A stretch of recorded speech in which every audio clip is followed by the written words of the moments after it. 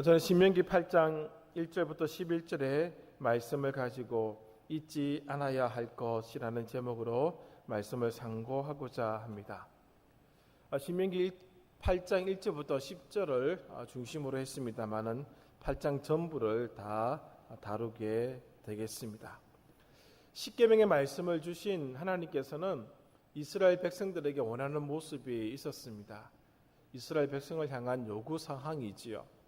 6장에서는 어떤 것을 요구하셨는가 하면은 순종하면서 행동하는 백성들의 모습이 되기를 원하셨습니다. 들으라 라고 말씀하실 때 그 듣는다 라는 말씀 속에는 행동까지 포함되고 있는 것이죠. 7장에서는 하나님께서 원하시는 모습이 차별화입니다. 헤렘이라고 하는 그런 말씀을 통해서 차별화된 모습을 이스라엘 백성들에게 요구를 하셨고 8장에 들어와서는 잊어서는 안 되는 것들을 말씀을 해주고 있습니다. 8장의 핵심은 잊어버리지 않는 것입니다. 그것을 엄숙히 경고하고 있고 또 여기 일련의 여러 가지 말씀들, 여러 가지 단어들을 통해서 무엇을 잊지 않아야 하는지를 보여주고 있다라고 생각합니다. 그래서 8장의 주제는 잊지 않아야 하는 것인데 어떻게 잊지 않아야 하는지를 두 가지 다른 표현으로 말씀을 하고 있습니다. 한 가지는 어려웠던 시절의 하나님을 기억하라는 것이죠. 즉 광야 시절 경험하였던 하나님을 기억하라는 겁니다. 또 한 가지는 축복의 시기에도 하나님을 잊지 말라는 겁니다. 그들이 곧 가나안 땅에 들어가게 됩니다. 그 가나안 땅은 광야와는 사뭇 다른 땅입니다. 그곳에서 하나님이 내리시는 복을 경험하게 될 텐데 그 순간에도 하나님을 잊지 말라는 것이죠. 그래서 그러면 무엇을 잊지 말아야 되는가? 1절입니다. 내가 오늘 명하는 모든 명령을 너희는 지켜 행하라. 이 말씀을 잊지 말라는 것이죠. 하나님께서 명하셨던 말씀은 우리가 이미 살펴보았던 십계명 속에 잘 나타나고 있는 것입니다. 그러므로 오늘 8장 본문에 나타난 그 표현들을 통해서 하나님께서 내리신 엄숙한 경고의 면면을 살펴보도록 하겠습니다.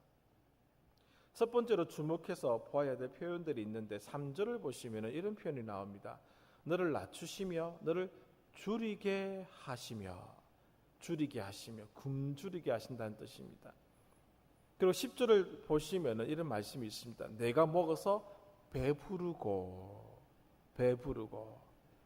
굶주림과 배부름입니다. 8장을 통해서 우리가 확인할 수 있는 하나의 모습이 있습니다. 무엇인가 하면은 낭비의 시간, 낭비의 세월은 없다라고 하는 것입니다. 어쩌면 이스라엘이 경험했던 광야 40년은 낭비된 시간일 수 있습니다. 잊어버린 시간일 수 있고 허송세월이다라고 얘기해도 어쩌면 틀린 표현은 아닐 것입니다. 그러나 오늘 16절에 근거하여서 광야의 시간도 결코 낭비, 허송세월은 아님을 알 수가 있습니다. 16절을 보십시오. 내 조상들도 알지 못하던 만나를 광야에서 내게 먹이셨나니 이는 다 너를 낮추시며 너를 시험하사 마침내 내게 복을 주려 하심이었느니라.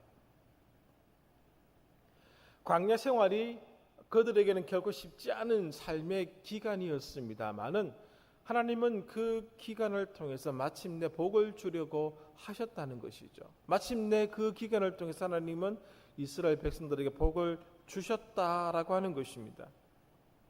낭비의 시간은 없습니다. 허송세월은 없습니다. 결국 하나님은 그 길을, 그 광야라고 하는 삶을 통해서 복을 주신다는 것이죠. 광야는 불순종의 대가로 얻은 것입니다. 그들이 가데스 바네아에서 불순종했습니다.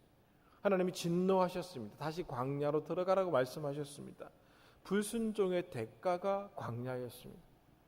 그러나 하나님은 그 광야 생활을 허송세월로 보내게 하지 아니하셨습니다. 학습의 장이 되게 하셨고 교육의 장이 되게 하셨다는 것이죠. 하나님은 광야에서 목적이 있었습니다. 광야를 주신 목적이 2절부터 6절까지 나타나고 있는 것입니다. 광야의 생활이 인간의 반역과 인간의 죄로 말미암아 시작되었지만은 하나님은 그들에게 새로운 배움을 주시고자 하셨다는 것입니다. 광야는 낮추는 곳입니다. 보십시오. 2절에 세 번째 줄 보십시오. 이는 너를 낮추시며 너를 시험하사. 광야는 낮추시는 곳입니다. 광야는 시험하는 곳입니다. 물론 슬프게도 그들은 10번이나 하나님을 배역하고 배반하는 그런 모습을 보였습니다. 그러나 그 하나님은 광야의 시간을 통해서 그들을 낮추셨고 그들을 굶주리게 하셨습니다. 광야라고 해서 그들을 배부르게 하지 아니하셨습니다. 광야의 삶을 통해서 그들에게 복을, 풍성함을 경험하게 하지 아니하셨습니다. 그냥 낮추셨습니다. 그냥 굶주리게 하셨습니다. 그것이 하나님의 의도였습니다. 그것을 통해서 하나님은 그들에게 새로운 배움을 주고자 하셨다라고 하는 것입니다. 그러면 광야라는 특성 때문에 이런 일들이 일어났는가? 그렇지 않습니다. 주체가 있습니다. 바로 하나님이십니다. 하나님께서 그들을 낮추셨습니다. 하나님께서 그들을 굶주리게 하셨다라고 하는 것입니다. 광야이기 때문에 그들이 굶주린 것 아닙니다. 그들이 낮추어진 것이 아닙니다. 새로운 배움 때문에 그렇습니다. 하나님께서 그렇게 하신 이유가 있는데 그것은 3절에 나옵니다. 세 번째 줄을 보십시오.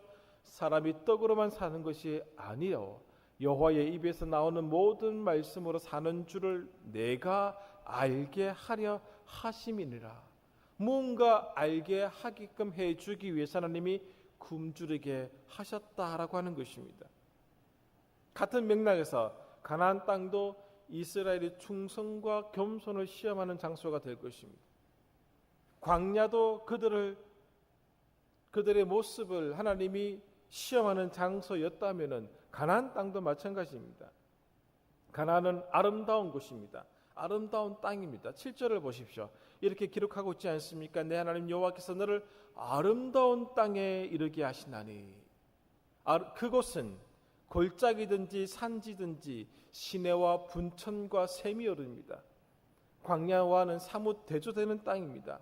8절 밀과 보리의 소산지요 포도와 무화과와 석류와 감람나무와 꿀의 소산지입니다. 9절 모자람이 없는 곳입니다. 부족함이 없는 땅입니다. 그 땅의 돌은 철이요 산에서는 동을 켤 것입니다. 부요함을 그들은 경험할 수 있게 될 것입니다. 아름다운 땅이기 때문에 이런 땅이 아닙니다. 주체가 있습니다. 바로 하나님이십니다. 하나님께서 옥토를 주셨기 때문에 그렇습니다. 10절 말씀 보십시오. 여호와께서 옥토를 내게 주셨으므로. 가나안이라고 해서 다 이렇게 모자람이 없고 이렇게 배부르게 하는 땅이 아닙니다. 하나님이 그렇게 그 땅을 만드셨기 때문에 그렇습니다. 광야의 시절이 끝났다고 끝이 아닙니다. 가나안은 새로운 시작일 뿐입니다. 광야라고 해서 모든 것이 무너지고 모든 희망을 버려야 되고 절망 가운데 살아가야 할 것이 아닙니다. 가나안에 우리가 들어갔다라고 해서 이제 모든 것은 끝났고 이제는 누리는 것만 있는 것도 아니라는 사실입니다. 오늘 본문은 우리에게 이것을 묻고 있습니다. 광야에 계신가 가나안 땅에 계신가를 묻고 있습니다. 그러나 하나님은 그 땅에 있는지 없는지가 중요하지 않다라고 말씀을 하고 있습니다. 왜냐하면 광야도 배움의 장소요 가나안도 배움의 장소이기 때문에 그렇습니다. 오늘 광야도 우리를 삶의 복된 자리로 이끌어줄 수가 있고 가나안도 우리를 비참한 자리로 이끌 수가 있기 때문에 그런 것입니다. 여기서 중요한 것은 장소의 문제가 아닙니다. 그곳에 있게 하신 목적이 어디에 있느냐를 우리가 살펴야 한다는 것이죠. 오늘 내가 서 있는 자리가 광야라면은 하나님은 그곳에서 나를 낮추기 위해서 그곳에 서게 하셨다는 것입니다. 그곳에서 굶주리게 하실 것입니다. 그곳에서 시험을 하실 것입니다. 왜냐하면은 우리의 마음이 어떠한지를 알기 위해서 그런 것입니다. 우리의 마음이 여호와의 명령을 지키는지 여호와의 명령을 지키지 않는지를 알게 하기 위해서 광야에 세우셨다라고 하는 것입니다. 하나님이 만약에 우리를 가나안에 두셨다면은 교만하지 말라는 것입니다. 여호와를 잊어버릴까 염려하는 하나님을 생각하라는 것입니다. 내 능력과 내 손의 힘으로 이 재물을 얻었다 하지 말라는 것입니다. 하나님은 염려하십니다. 14절을 보십시오. 13절 끝에 내 소유가 다 풍부하게 될 때 14절 내 마음이 교만하여 내 하나님 여호와를 잊어버릴까 염려하노라. 가나안에 있었을 때에 하나님이 오늘 왜 우리를 그곳에 세워주셨는가 생각해 보셔야 한다는 것이죠. 그냥 누리고 그냥 만족하고 그냥 펑펑펑 쓰면서 나만을 위해서 살게끔 하기 위해서 가나안에 머물게 하신 것이 아닙니다. 풍요의 자리를 허락하신 것이 아닙니다. 교만하지 말라는 것입니다. 이것은 너의 힘으로 얻은 것이 아니다라는 사실을 보여주고 있습니다. 17절 보십시오. 내가 마음에 이르기를 내 능력과 내 손의 힘으로 내가 이 재물을 얻었다 말할 것이라. 이렇게 된다는 것이죠. 가나안에 오늘 내가 머물고 그곳의 삶에 오늘 익숙해져 버리게 된다면은 이런 말을 한다는 것입니다. 이 재물은 내 힘으로 얻은 것이다라고 말을 하게 된다는 것이죠. 그러므로 교만하지 말라는 겁니다. 그것은 너의 힘으로 얻은 것이 아님을, 하나님께서 재물 얻을 힘을 주셨음을 기억하라는 것입니다. 우리가 광야에 서 있는 것 하나님이 굶주리게 하시기 위해서 그곳에 세우셨습니다. 비참하게 만들기 위해서 세우셨습니다. 그러나 그 비참함으로 끝나는 것이 아닙니다. 마침내 내게 복을 주시기 위해서 그곳에 세우셨음을 알게 하실 것입니다. 오늘 우리를 가나안 땅에 머물게 하신다면은 교만하지 말라는 것입니다. 이 모든 풍요로움은, 이 모든 풍성함은 하나님께서 주셨음을 기억하게끔 하시기 위해서 그 자리에 세우셨다는 것이죠. 그 자리에 세우신 목적은 하나님의 명령을 지키는지 지키지 않는지를 알게 하기 위해서 그렇게 하셨다라고 하는 것입니다. 광야에서도 그렇고 가나안 땅에서도 그렇습니다. 장소가 중요한 것이 아닙니다. 우리의 마음이 어떠한지를 알기 위해서 그 자리에 세우셨던 것입니다. 그래서 이렇게 말씀하십니다. 잊지 말라는 것이죠. 3절에서 잊지 말라, 11절에서 또 잊지 말라 그렇게 말씀하십니다. 11절 말씀 맨 끝부분을 보십시오. 내 하나님 여호와를 잊어버리지 않도록 삼갈지어다. 잊어버리지 말라는 겁니다. 광야가 비록 굶주림의 장소지만은 잊지 마셔야 됩니다. 그 순간순간에 함께 하시는 하나님을 기억하라는 것입니다. 지금 이스라엘 백성은 광야 40년의 끝부분에 서 있습니다. 그 경험을 잊지 말라는 겁니다. 이제 들어갈 가나안 땅, 풍요로운 땅입니다. 모자람이 없습니다. 배부르게 하는 땅입니다. 그곳에서 교만하지 말라는 겁니다. 하나님을 잊어버리지 말라는 겁니다. 우리는 광야의 세월을 거쳐온 민족입니다. 엄청난 결핍을 경험한 민족입니다. 하나님이 풍요로움을 주셨습니다. 다시 경험할 수 없을 만큼의 큰 풍요를 주셨습니다. 왜 궁핍과 풍요를 주시겠습니까? 양쪽 다 목적이 같습니다. 잊지 말라는 것입니다. 과거에 어려울 때 하나님을 기억하라는 것입니다. 풍요로울 때 하나님을 잊어버리기 때문에 그 경험을 주셨고, 풍요로울 때 교만하지 말라는 겁니다. 이것은 너의 힘으로 내 능력으로 얻은 것이 아님을 알라는 것이죠. 그러나 우리는 굶주릴 때 하나님을 비방하고 배부를 때 하나님이 없다 말하는 그런 어리석은 자들입니다. 그러므로 이 경고를 지금 모세를 통해서 하시고 있는 것입니다. 두 번째 살펴볼 것은 13절, 14절에 있는 것입니다. 13절 보십시오. 또 내 소와 내 양이 번성하며 내 은금이 증식되며 내 소유가 다 풍부하게 될 때에 풍성함입니다. 14절 내 마음이 교만입니다. 단순히 단어를 비교한다면 풍족함의 반대 개념은 결핍입니다. 그러나 본문의 흐름에서 볼 때 풍족함의 반대 개념은 교만입니다. 광야에서 결핍을 경험하게 하신 하나님의 의도와 가나안에서 풍족을 경험하게 하신 하나님의 의도는 같습니다. 우리의 마음이 어떠한지를 알기 위함입니다. 여러분, 속된 말로 화장실 들어갈 때 마음과 나올 때 마음이 다르다라는 그런 말을 우리가 하고 있습니다.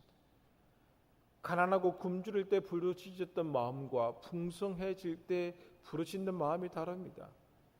가난할 때 하나님을 대하는 태도와 풍성할 때 하나님을 대하는 태도가 전혀 다릅니다. 그러나 하나님은 광야에서 결핍을 경험하게 하실 때와 가나안에서 풍족을 경험하게 하실 때 의도는 같다라고 하는 것입니다. 반대 개념으로 사용하셨다면 같은 결론으로 끝맺을 수가 없습니다. 비천하든 풍족하든 배부르든 굶주리든 궁핍하든 중요한 것은 자족입니다. 빌립보서 4장 11절 이하를 보십시오. 자족하게 된다면 비록 결핍의 상황에 있다 할지라도 더 비굴해지지 않습니다. 비굴해지지 않습니다. 그리고 교만해지지도 않습니다. 풍성함의 살이 있다 할지라도 교만해지지 않습니다. 궁핍할 때 자족하지 못하게 되면 비굴해집니다. 자존감이 낮아집니다. 약해집니다. 눈치를 봅니다. 하나님을 이해하지 못하게 됩니다. 받아들이지 않습니다. 대부분 궁핍할 때 경험하는 모습입니다. 반대로 풍요할 때 자족하지 못하게 되면 교만해집니다. 우리가 흔히 쓰는 갑질하게 됩니다. 17절 보십시오. 내 능력과 내 손의 힘으로 이 재물을 얻었다 하면서 높아집니다. 자존감은 계속해서 올라갑니다. 강해집니다. 눈치를 보지 않습니다. 그리고 하나님을 필요치 않습니다. 하나님을 내치게 된다는 것이죠. 풍요해지면 교만해집니다. 그래서 풍요의 반대말은 교만입니다. 오늘 자족하지 못하면은 어떠한 자리에 있든지 간에 자족하지 못하면은 오늘 우리의 마음이 하나님을 향해 있지 못하게 된다는 것입니다. 결핍이든 풍족이든 자족하게 되면은 찬양을 낳습니다. 사도 바울이 실라와 함께 로마 감옥에 갇혔습니다. 그것은 찬양을 부를 것이 아닙니다. 그러나 하나님을 인하여서 그는 풍족한 사람이었습니다. 찬양을 드리지 않습니다. 감옥의 착고가 풀리지 않습니까? 감옥의 문이 열리지 않습니까? 자족을 잃게 되면 교만을 낳게 됩니다. 풍요해질 때 자족함을 잃게 되면 교만을 낳게 된다는 것입니다. 하나님이 우리에게 풍요함을 주신 이유가 무엇입니까? 더 잘 살게 하신 이유가 무엇입니까? 광야의 시절을 보낼 때 하셨던 기도들을 들어주셨던 이유가 무엇입니까? 어려운 시절에 우리가 내뱉었던 기도를 들어주셨던 이유가 무엇입니까? 그냥 풍요로움을 누리라고 주신 것이 아닙니다. 한 단계 더 나아가도록 하기 위한 것입니다. 그러나 풍성함으로 교만하게 되어진다면 그냥 그곳에서 멈춰버리고 맙니다. 더 나아갈 수가 없습니다. 퇴보하게 됩니다. 하나님을 잊어버리게 됩니다. 지난주에도 말씀을 드렸던 것처럼 열왕기에 나타난 유다의 왕들을 보십시오. 그들이 교만하게 될 때 어떻게 되었는가? 더 이상 그들의 역사는 진행되지 않습니다. 그냥 아프다가 죽었든지 그들의 기록이 그냥 중단되어 버리고 맙니다.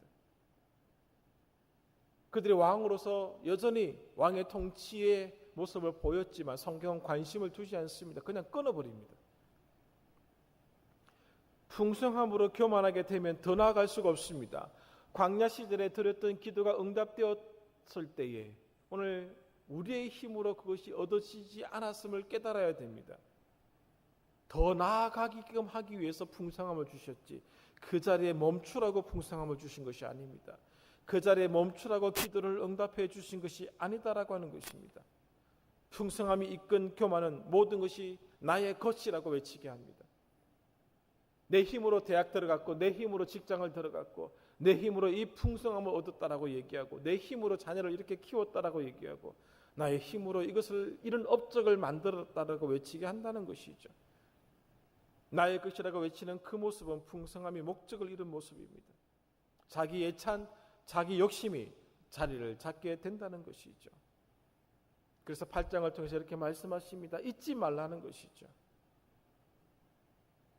사람이 떡으로만 사는 것이 아니요 여호와의 입에서 나오는 모든 말씀으로 사는 줄을 내가 알게 하려 하심이니라. 내 하나님 여호와를 잊어버리지 않도록 삼갈지어다. 풍성함의 반대말은 교만입니다. 하나님이 오늘 나를 지금의 이 자리로 이끄셨다면 그 자리에 있어 더 앞으로 나아가게끔 하시기 위함임을 잊지 마셔야 됩니다. 세 번째는 떡과 말씀입니다. 3절을 보십시오. 세 번째 줄, 사람이 떡으로만 사는 것이 아니요 여호와의 입에서 나오는 모든 말씀으로 사는 줄을 내가 알게 하려 하심이라. 떡과 말씀을 비교해 주고 있습니다. 이 부분에서 선 이해를 가져야 할 부분이 있습니다. 여러분, 빵이나 떡도 이스라엘이 생산한 것이 아닙니다. 여러분, 떡이 오늘 나의 수고로움으로 얻어진 것이 아님을 아셔야 됩니다.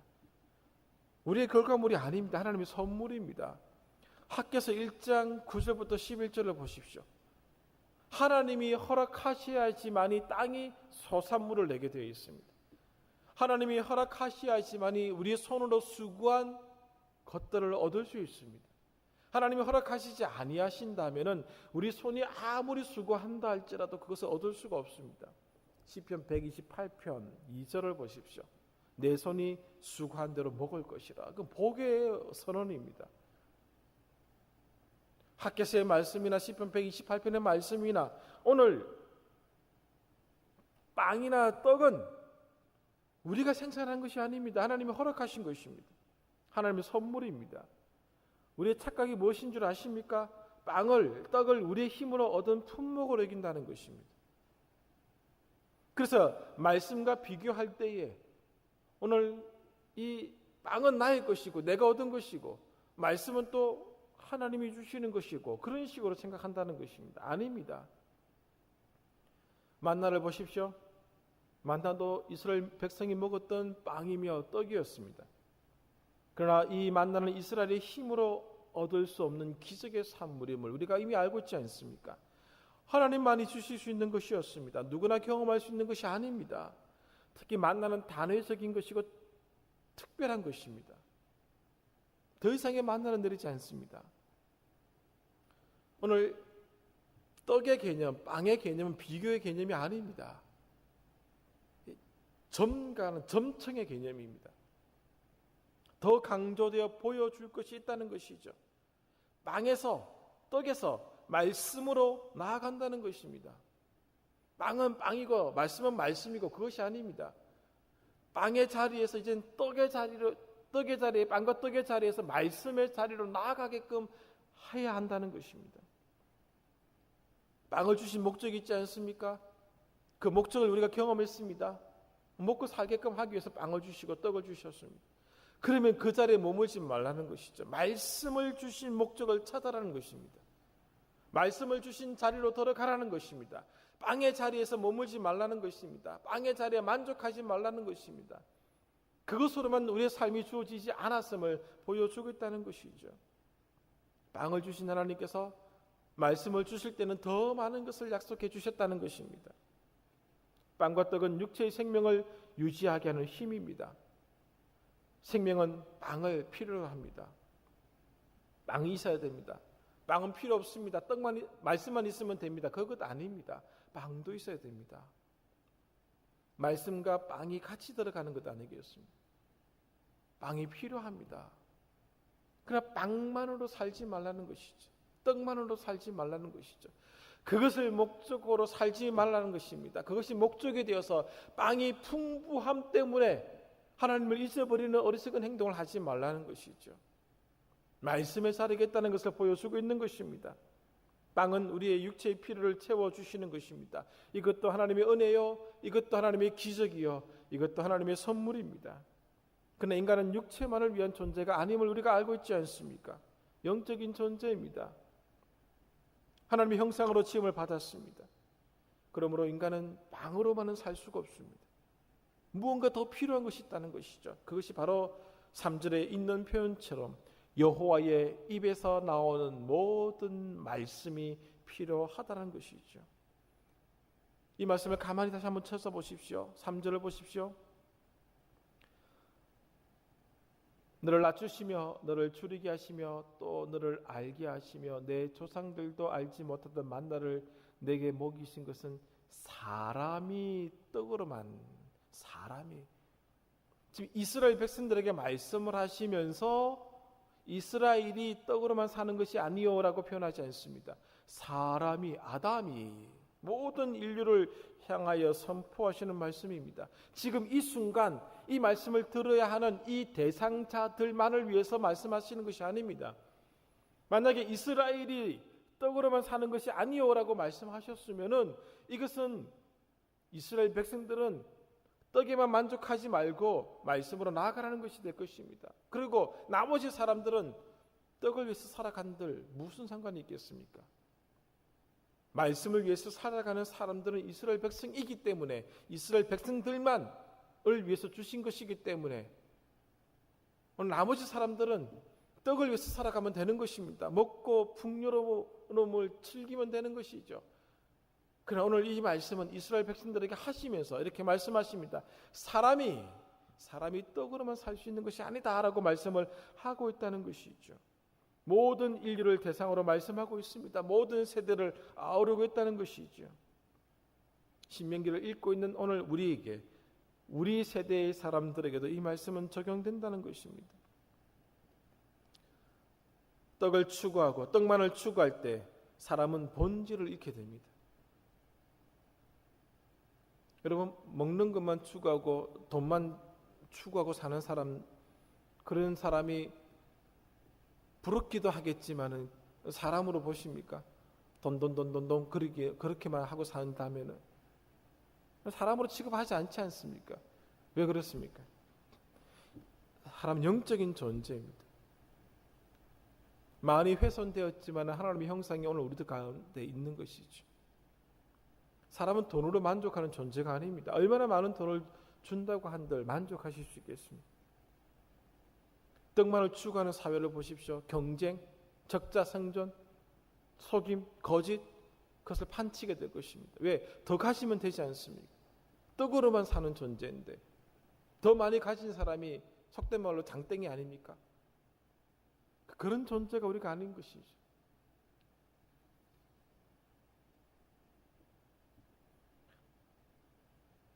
떡과 말씀 중에서 어느 한쪽을 선택하라는 것이 아닙니다. 떡이 육신을 위하여 필요하듯이 여호와의 입에서 나오는 말씀은 인간의 영혼을 위하여 필요한 것입니다. 육신의 필요에만 정신이 팔려서 영적인 필요를 놓치는 우리를 범하지 말라는 것입니다. 우리는 육신의 필요를 위해서 열심히 살아갑니다. 그러나 그런 존재만이 아니다라는 것을 말씀해 주고 있습니다. 영적인 필요가 채워지지 않으면 육적인 필요가 다 채워졌다 할지라도 아무 의미가 없습니다. 왜 간혹 상상할 수 없는 부자들이 자기의 목숨을 스스로 버리는 경우를 보게 됩니까? 우리보다 적어서 그렇습니까? 그렇지 않습니다. 인간은 육적인 필요를 다 채웠다고 해서 만족되어지는 존재가 아니기 때문에 그렇습니다. 정확하게 기억이 나지 않습니다만 부자들, 육적인 필요에 완전히 충족한 사람들이 상담을 받으러 갈 때에 그 상담사들이 해주는 일 중에 하나가 이것이랍니다. 아프리카 오지나 동남아 오지에 가서 자원봉사를 시킵니다. 가장 힘든 아이들에게 돈을 주는 것이 아니라 사랑을 나눠주게끔 하고 섬김을 베풀게 하는 것이 상담사들이 내리는 처방입니다. 그러면은 어떤 부자들은 아예 그곳에 살게 된다고 합니다. 떡이 주지 못했던 만족감이 그곳에서 경험되어졌기 때문에 그렇습니다. 땅이 주지 못하는 만족감이, 기쁨이 그곳에 있는 것을 발견하게 된다는 것이죠. 그냥 거기서 아예 눌러붙어 산다고 합니다. 우리는 떡으로만 사는 존재가 아닙니다. 여호와의 입에서 나오는 말씀으로 사는 존재라는 것이죠. 왜 떡을 주시고 왜 말씀을 주신 줄 아십니까? 떡의 자리에 머물지 말라는 겁니다. 그 자리에서 말씀의 자리로 나아가라는 것입니다. 그 말씀의 자리에 나아가서는 또 나아가야 될 목적지가 있습니다. 그래서 말씀을 주시고 그래서 떡을 주시는 겁니다. 그냥 떡만 받아 먹고 홀라당 넘어가지 말라는 겁니다. 하나님이 떡만 먹고 싹 입 닦는 사람 가만히 두신 경우 없습니다. 반드시 그 떡값을 요구하십니다. 그래서 잊지 말라는 겁니다. 내 하나님 여호와를 잊어버리지 않도록 삼갈지어다. 잊지 말라는 겁니다. 이 본문 속에는 잊지 않아야 하는 이유가 나옵니다. 6절에 보시면은 이렇게 나옵니다. 내 하나님 여호와의 명령을 지켜 그의 길을 따라가며 그를 경외할지니라. 여호와를 경외하게끔 하기 위해서 그렇습니다. 기억은 여호와를 경외하게 합니다. 기억은 하나님께서 행하신 일들을 통해서 하나님의 마음을 알게 해줍니다. 그래서 기억하라, 기억하라, 기억하라. 신명기 나중에 보십시오. 기억하라는 단어가 얼마나 많이 나온지 모릅니다. 역사를 기억하라. 너희들을 위해서 행하셨던 일들을 기억하라. 출애굽의 사건을 기억하라. 왜? 여호와를 경외하는 수단이 되는 것이죠. 하나님의 마음을 알게 해주는 것입니다. 배고픈 시절이 여기 다 있었지 않겠습니까? 저보다 나이 많으신 분들 다 배고픈 시절을 다 경험하신 분들입니다. 무슨 방송인지는 기억하지 못합니다. 어떤 회사의 회장님입니다. 인터뷰를 하는 장면을 잠깐 보았던 장면이 기억납니다. 기자가 묻습니다. 어려웠던 시절을 물었습니다. 근데 그 회장이 얘기를 하면서 그 어려웠던 시절 한 부분을 얘기하다가 그냥 울어버렸습니다. 몸을 돌려버리고 인터뷰를 중단시켜버렸습니다. 자기는 그것을 잊지 않는다는 겁니다. 그걸 기억하면서 오늘도 이 회사를 운영한다고 얘기를 하는 그 장면을 제가 본 기억이 있습니다. 잊지 마십시오. 기억하라는 겁니다. 기억은 여호와를 경외하게 한다는 것입니다. 잊어버리면 하나님이 주셨던 모든 것을 잊어버리는 겁니다. 한 것만 잊어버리는 것이 아닙니다. 교훈, 역사, 고난을 주신 복을 주심까지도 잊어버린다는 것입니다. 하나님과 관계가 단절된다는 것을 의미합니다. 더 이상 하나님과 공유할 수 있는 것들이 없다는 것을 의미하는 것입니다. 그래서 기억하라라고 말씀합니다. 잊어버리면 불순종을 만들어내는 것이죠. 잊어버린 사람은 자기의 뜻대로 자기의 방법대로 살아가게 될 것이기 때문에 그렇습니다. 그러므로 기억하라는 것이죠. 어려웠던 시절에 광야의 시절에 땅바닥에 엎드려서 하나님께 기도하며 울부짖었던 그 순간, 그것이 컸던 문제였던 작았던 문제였던 상관하지 않습니다. 그때를 기억하라는 것입니다. 두 번째, 잊지 않아야 하는 이유가 18절에 나옵니다. 내 하나님 여호와를 기억하라. 그가 내게 재물 얻을 능력을 주셨습니다. 이같이 하시면 내 조상들에게 맹세하신 언약을 오늘과 같이 이루게 하려 하심이니라. 언약을 이루는 것입니다. 기억은 언약을 이루는 길입니다. 언약은 시내산에서 조상들과 맺었던 하나님과 맺었던 아주 중요한 것입니다. 이것은 반드시 이루어지게 되어 있습니다. 그러나 잊어버린다고 하는 것은 이 언약적 관계마저도 잊어버리게 되는 것이죠. 그러므로 기억하여서 이 언약이 이루어지게끔 해야 한다는 것입니다. 우리가 잊는다면 언약의 진행이 틀어지거나 막히게 됩니다. 기억하게 되면 그 언약이 이루어지게 된다는 것이죠.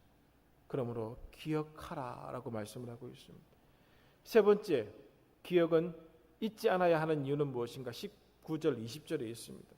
내가 만일 내 하나님 여호와를 잊어버리고 다른 신들을 따라 그들을 섬기며 그들에게 절하면 내가 너희에게 증거하노니 너희가 반드시 멸망할 것이라. 반드시 멸망할 것이라. 여호와께서 너희 앞에서 멸망시키신 민족들 같이 너희도 멸망하리라. 기억은 멸망을 막습니다. 여호와의 목소리를 청종하지 않고 여호와의 명령과 규례와 법도를 지키지 않고 여호와를 기억하지 못하게 되면 도달할 곳이 어딘가 멸망입니다. 기억하라는 것이죠. 위협도 아니고 협박도 아닙니다. 하나님 말씀입니다. 하나님 보여주신 말씀입니다. 잊지 않도록 기억하도록 광야를 주셨습니다. 그래서 광야에서 특별한 경험을 주셨지 않습니까? 만나를 주신 이유입니다. 의복이 헤어지지 않게 하셨습니다. 40년간 옷을 입었는데 옷이 낡아지지 않았다는 겁니다. 40년간 광야를 걸었는데 발이 부르트지 않았습니다. 하나님이 잊지 않도록 낮추셨습니다. 잊지 않도록 굶주리게 하셨습니다. 이렇게 하신 것도 마침내 복을 주시기 위함이었다고 말씀을 드렸습니다. 잊지 않고 기억하도록 가나안도 주셨습니다. 가나안에서 그 세대가 경험하지 못한 풍요를 주셨습니다. 모자람이 없었습니다. 부족하지 않는 땅이었습니다. 배불렀습니다. 아름다운 땅에서 아름다운 집을 지었습니다. 소와 양은 번성했고 은과 금은 증식되었고 모든 소유가 풍부하게 되었습니다. 그러므로 광야나 가나안의 수준에 머무는 것이 아닙니다. 우리의 목적지는 더 나아가는 것입니다. 우리가 나아갈 곳이 또 있습니다. 그것은 머물라는 것이 아닙니다. 이것이 사람이 떡으로만 살지 않는 이유입니다. 이것을 잊지 말라는 것입니다. 하나님은 섬뜩한 위협까지 하시면서 여호와의 명령을 지키라고 하십니다. 그 중요성을 강조하고 있는 것입니다. 광야의 자리도 기억하도록 부르신 자리이고 가나안의 자리도 기억하도록 부르신 자리입니다. 오늘 어느 자리에 있든지 간에 잊지 않아야 한다는 것입니다. 혹 잊은 것이 없습니까? 여기 앉아 계신 분들 중에 어떤 분은 가나안에 앉아 있고 어떤 분은 광야에 있는 분들이 계실 것입니다. 기억해야 될 것이 있을 것입니다. 잊지 않아야 할 것이 있을 것입니다. 자리를 탓하지 마시기 바랍니다. 결국 광야도 우리를 복된 자리로 이끄실 것입니다. 가나안에 있다고 교만하지 마십시오. 멸망의 자리로 이끄는 자리가 될 수 있습니다. 자리가 문제가 아닙니다. 광야든 가나안이든 가야 할 자리가 있다는 것이죠. 가야 할 곳이 목적지가 있다는 것입니다. 그 자리를 기억하면서 진행해내야 하는 일이 있다는 것을 우리가 기억해야 됩니다. 오늘 8장을 말씀하신 이유가 여기 있는 것입니다. 여러분 광야든 가나안이든 그 어떤 것보다 여호와를 잊지 않도록 하시기 바랍니다. 우리 자녀들이 여호와를 잊지 않도록 하십시오. 우리 세대는 여호와를 기억하면서 살아가는데 우리 세대는 그나마 광야를 알고 있기에 여호와를 기억하는데 우리 자녀들 세대는 가나안밖에 모릅니다. 가나안의 자리는 결국 멸망의 자리로 이끌어갑니다. 결국 광야로 내보내게 되어 있습니다. 가나안의 자리에서 가나안의 자리로 나가는 것 아닙니다. 멸망이 뭡니까? 그들은 포로로 잡혀가게끔 되었습니다. 광야보다 더 무서운 자리로 들어가게 되었습니다. 결국 가나안을 경험한 사람들은 광야를 경험한 사람들은 가나안의 복을 알고 있습니다. 그러나 가나안만 경험한 사람들은 광야를 모릅니다. 여호와를 잊어버리게 되면 결국 광야입니다. 그들은 또 굶주리게 될 것입니다. 하나님은 그것을 반복시키셔서 하나님을 다시 기억해내게 하실 것입니다. 그것을 보여주는 성경이 사사기입니다. 여호와를 잊은 세대는 반드시 멸망하기 때문에 그렇습니다. 여호와를 잊은 인생도 멸망하고 여호와를 잊은 세대도 멸망합니다. 오늘 우리가 인생을 살아가면서 절대로 놓치지 말아야 될 것, 여호와를 기억하는 것. 사람이 떡으로만 사는 것이 아니요 여호와의 입에서 나오는 모든 말씀으로 살아가는 존재임을 기억하는 것, 이것입니다. 이것을 잊지 않는 영광교회 성도들 되시기를 간절히 바랍니다. 기도하겠습니다.